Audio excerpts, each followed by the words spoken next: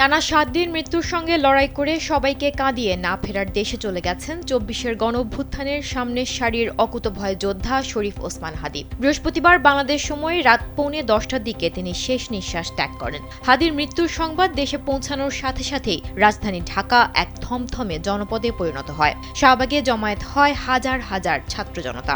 শরীফ ওসমান হাদীর মৃত্যুর খবরটি কেবল দেশের ভেতরে সীমাবদ্ধ থাকেনি, বরং আন্তর্জাতিক সংবাদ মাধ্যমগুলোর দৃষ্টি কেড়েছে। বিশ্বের শীর্ষস্থানীয় সংবাদ সংস্থাগুলো তাকে ২৪-এর গণঅভ্যুত্থানের সামনের সারির যোদ্ধা হিসেবে অভিহিত করে বিশেষ প্রতিবেদন প্রকাশ করেছে। স্যান্ডেলিনা সো, রূপচর্চায় আভিজাত্য।